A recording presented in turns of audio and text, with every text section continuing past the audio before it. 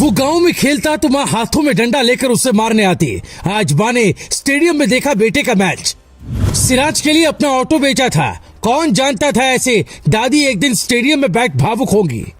हैदराबाद की बिरयानी नहीं, हैदराबाद की ओवैसी नहीं, हैदराबाद की सिराज भारत की सबसे बड़ी सनसनी है। भारत में झंडा हमेशा गरीब का बेटा ही गाड़ता है। यह है सिराज की फैमिली, एकदम सामान्य, ना कोई मेकअप ना ही कोई सुरक्षा। मोहम्मद सिराज जिस वक्त मैदान पर गेंदबाजी कर रहे थे उस वक्त कैमरामैन ये तस्वीर बार बार दिखा रहा था। हम पहले सिराज के परिवार की कहानी बताते हैं, फिर आपको बताते हैं जिस खिलाड़ी को आईपीएल में खराब गेंदबाजी की वजह से गाली पड़ती थी वो अचानक दुनिया का नया सनसनी कैसे बन गया।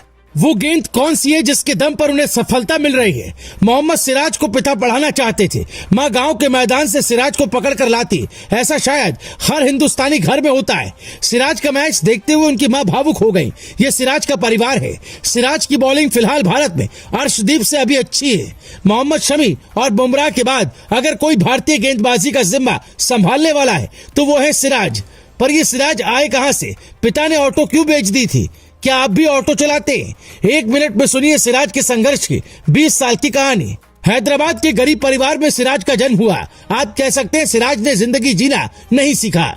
न महंगा कपड़ा था, न इंग्लिश मीडियम स्कूल। सिराज जिस परिवेश में पले बड़े वो हालात सामान्य नहीं थे। सिराज की जिंदगी में माँ बाप से बड़ा दर्जा विराट और रोहित का है। सिराज के साथ टीम इंडिया में भेदभाव की खबरें भी आती रही है, पर विराट और रोहित ने वो जगह दिलाई जिससे एक आम इंसान का परिवार आज स्टेडियम में बैठकर बेटे का मैच देख रहा था। श्रीलंका के खिलाफ वनडे सीरीज के 3 मैचों में 9 विकेट लिए। 7 विकेट उन्होंने पावर प्ले में ही लिए। न्यूजीलैंड के 2 बल्लेबाजों को भी पावर प्ले में ही आउट किया। 2022 की शुरुआत से अब तक पावर प्ले में वो ज्यादा वनडे विकेट लेने वाले गेंदबाज हैं।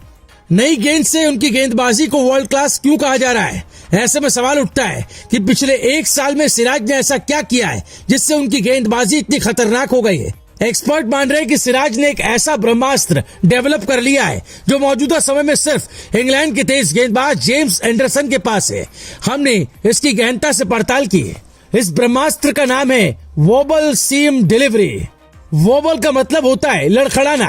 गेंदबाजी में इस शब्द का इस्तेमाल तब होता है जब बॉलर के हाथ से निकलने के बाद गेंद की सीमा स्थिर नहीं होती है, वो लड़खड़ाती रहती है, यानी वो बाएं दाएं हिलती रहती है। यानी गेंदबाज के हाथ से छूटने के बाद से पिच पर टिप्पा खाने तक गेंद की सीम एक दिशा में स्थिर रहने के बजाय दोनों दिशाओं में मूव होती रहती है। इससे बल्लेबाज कंफ्यूज रहते हैं कि गेंद टप्पा खाने के बाद अंदर आएगी या बाहर जाएगी। गेंद टप्पा खाने के बाद आउट स्विंग या इन स्विंग दोनों हो सकती है, इसलिए सिराज को विकेट मिल जाता है।